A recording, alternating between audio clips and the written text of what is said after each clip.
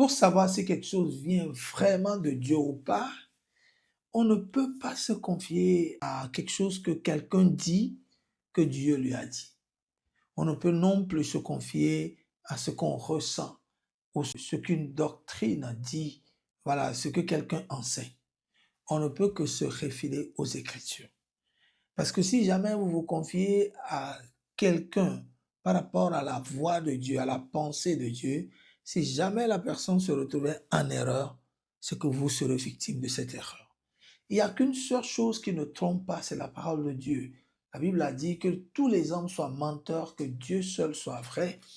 Donc, si nous voulons comprendre Dieu dans sa pensée, comprendre Dieu dans son mode de fonctionnement, comprendre Dieu et le connaître, nous avons qu'à nous référer aux Écritures et les prendre telles qu'elles nous sont données et ne pas prêter des intentions aux Écritures, mais de les accepter telles qu'elles nous sont présentées. Nous sommes toujours dans la puissance, la puissance de sa résurrection et nous sommes aujourd'hui dans Colossiens 1, le verset 12 et 13. On nous dit là, rendez grâce au Père qui vous a rendu capable d'avoir part à l'héritage des saints dans la lumière, qui nous a délivrés de la puissance des ténèbres et nous a transportés dans le royaume du Fils de son amour. Nous sommes en train d'étudier la puissance de sa résurrection, comprendre dans la vie du croyant ce que représente la résurrection pour comprendre notre vie chrétienne. Et les Écritures nous font comprendre ici qu'il faudrait qu'en tant que chrétiens, que nous rendions grâce. D'autres versions iront jusqu'à dire rendons allègrement grâce. Ça veut dire faisons-le avec joie. Pour cette annonce-là qui nous serait faite, il faudrait qu'on rende grâce à Dieu avec joie. Ça veut dire que lorsque tu te présentes devant Dieu, l'une des choses pour lesquelles il faut bénir Dieu, il faut le remercier, c'est ce que nous dit ces versets-là. Et non pas seulement quelque chose qu'il a fait pour toi. Il t'a donné une voiture, il t'a donné de l'argent et tout. C'est pas comparable à ce qu'il a fait ici. Parce que ça, là, ça dépasse toutes ces choses-là. OK? Et on nous fait comprendre, on nous dit de lui rendre grâce avec joie du fait que le verset 13, verset 12 nous dit, parce il nous a rendu capable d'avoir part à l'héritage des saints. OK? Ça, c'est dans la lumière. Et ça, c'est déjà lourd. Mais ce n'est pas là qu'on va s'attarder pour aujourd'hui.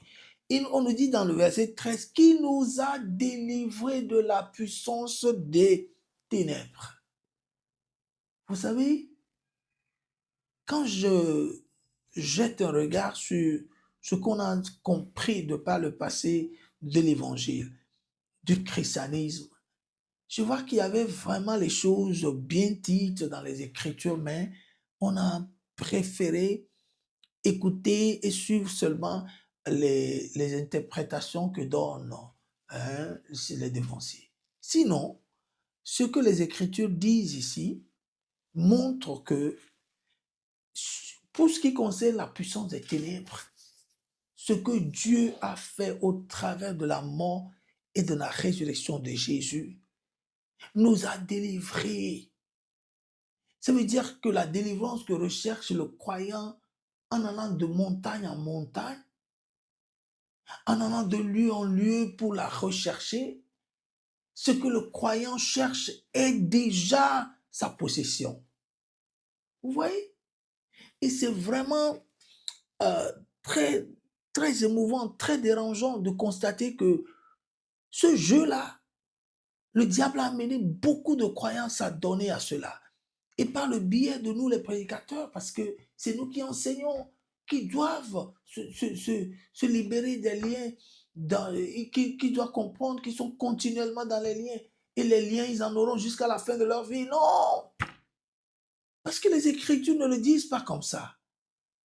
Ce que Dieu met au passé dans la vie de croyant est véritablement passé. Mais nous acceptons cela par rapport à autre chose. Par exemple, le sang, nous acceptons que nous sommes pardonnés en lui, par le sang, en lui, par le sang qu'il a versé à la croix, que par l'œuvre de la croix, nous sommes pardonnés. Nous acceptons cela. Mais par rapport à la délivrance, nous croyons que c'est dit comme cela, mais la réalité en est tout autre. Non, non. Et c'est en cela on demande au combat de faire le combat de la foi et non le combat des démons continuellement, le combat plutôt de la foi. Ça veut dire que le croyant se confie en ce que Christ a fait pour lui en sa mort et en sa résurrection et croit en cela et verra que ce qui a été déjà accompli pour lui deviendra sa réalité. Point barre. Nous lisons la suite, on nous dit, et qui nous a transportés. Oh, gloire. Ça veut dire que pendant la résurrection, il y a eu un transport. Il y a eu un mouvement d'un lieu en un autre. Et d'autres versions disent, il nous a translatés. Vous voyez? Ça veut dire qu'on nous a pris et littéralement amenés ailleurs. C'était un mouvement d'un lieu à un autre. D'abord, il nous a délivrés de là où on était. Maintenant qu'il nous a sortis de là, il ne nous a pas abandonnés dans la main du n'importe quoi. On n'est pas tombé dans un vide. Non, il nous a pris de là, il nous a amenés dans son royaume. On a appelé ici le royaume du Fils de son amour. Le croyant doit comprendre que dans sa vie chrétienne, il vit quelque part. Et on est en train de parler de la puissance de la résurrection. Et c'est ces choses qu'il faut comprendre pour vivre la réalité de ce que Christ a fait dans sa résurrection en faveur des croyants. Il nous a transportés quelque part. Rappelez-vous, ce quelque part-là, Jésus essayait de parler de cela lorsqu'il disait aux disciples, vous êtes dans ce monde, mais vous n'êtes pas de ce monde. Vous êtes de ce quelque part-là, où vous serez amenés après la résurrection. Vous voyez? Et nous sommes en ce quelque part-là qui est appelé ici le royaume du Fils de son amour. C'est là où nous vivons spirituellement. C'est là qui est encore décrit au côté droit du Père. Vous voyez? C'est la même chose. C'est le même lieu qui est décrit comme cela. Et ce lieu, c'est décrit ici comme le royaume du Fils de son amour, le royaume de Christ. Vous voyez, le royaume de Dieu, le royaume de Christ, c'est là où on nous a amenés. Donc nous sommes sur terre actuellement, mais nous sommes dans ce royaume. Ce royaume est encore décrit la lumière admirable. Ce royaume est encore décrit la montagne de Sion. Ce lieu est encore décrit Jésus lui-même, parce que vous savez, il est Dieu après tout. Ce n'est pas un lieu physique ou bien un lieu hors de lui. Non, ce lieu-là, c'est lui-même qui est comment dirais-je, qui fait le lieu en fait. C'est lui-même qui fait la ville dans laquelle nous sommes amenés. C'est lui-même.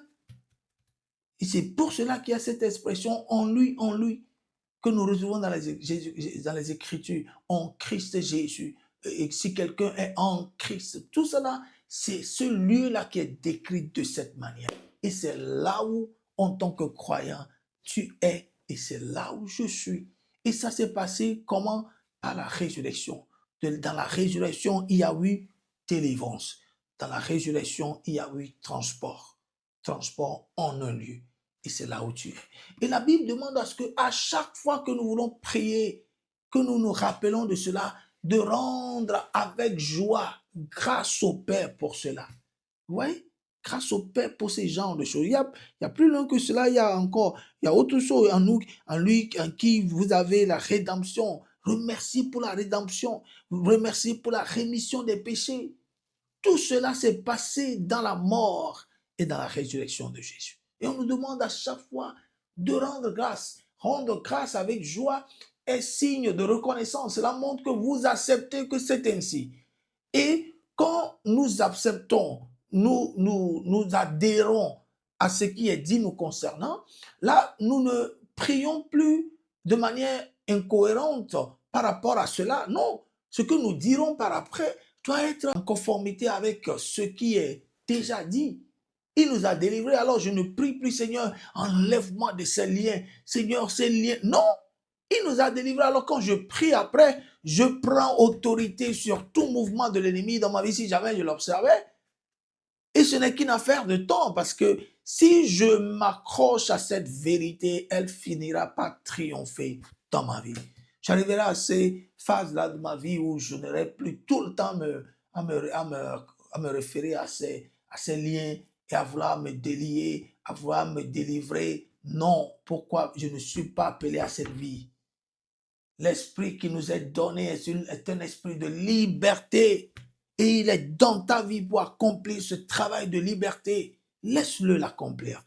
En faisant quoi? En s'alignant sur la parole de Dieu. En priant conformément à cette parole. Et en ayant la mentalité de ce que dit la parole de Dieu. Tu verras que tu vivras la réalité de ce qui est dit te concernant. Donc, dans la résurrection, une chose qui s'est passée, c'est qu'on m'a délivré. Résurrection, une autre chose qui s'est passée, on m'a installé dans un royaume. C'est là où je vis en tant que croyant. C'est de là qu'on me demande de vivre ma vie chrétienne. À partir de là, donc toute doctrine, tout enseignement qui ne s'allie pas sur cette réalité, mon frère, ma soeur, mets-les de côté parce que ce n'est pas ça la parole de Dieu. La bonne nouvelle te concernant, c'est ce qui est dit dans les Écritures. Peu importe la personne qui le dit, même si la personne a dit que c'est Dieu même qui me l'a dit face à face, rappelez-vous, il est clairement dit que dans les derniers temps, le diable, Satan, se transformera en ange de lumière. Parce que là, ça se passe aujourd'hui de différentes manières dans l'église de Jésus-Christ. Les gens deviennent victimes des soi-disant Dieu qui a parlé, et avant qu'ils se rendent compte, ils se perdent. Il y a plein de choses qui se passent dans l'église de Jésus d'aujourd'hui. Pourquoi? Parce que on a laissé de côté la parole de Dieu et on se réfère, on s'adonne à plein d'autres pratiques, d'autres conceptions qui vraiment amènent à la dérive et à la perdition. C'est là où je me dis, quand Jésus a une fois dit, le chemin n'est pas spacieux, le chemin est restreint, hein, la voie n'est pas grande, il se référait à ces personnes en disant que c'est peu qui sont là-dessus. Et ce chemin-là qui est vraiment spacieux et long et la porte est vraiment grand, c'est plutôt ce qui est décrit comme la voie de la perdition. Je me pose la question de savoir, est-ce que ce n'est pas dans l'Église que cette affirmation s'accomplit? Est-ce que ce n'est pas dans l'Église qu'il y a une grande majorité qui sont sur des pratiques, des enseignements qui ne sont pas conformes à l'Évangile? Est-ce que ce n'est pas dans l'Église que ça se passe? Parce que j'ai toujours pensé que si on parlait de ceux-là qui ne connaissent pas Dieu. Mais je me rends compte que ça, là, ça se passe dans l'Église. Il y a peu qui s'alignent sur l'Évangile. Il y a peu qui croient que rien qu'à l'Évangile, ni plus ni moins. Il y a peu. Il y a peu. Que le Seigneur te soutienne et fasse en sorte que tu t'accroches rien qu'à ce que dit la parole de Dieu de toi. Et tu verras que ta vie évoluera de gloire en gloire. Au nom de Jésus. Amen.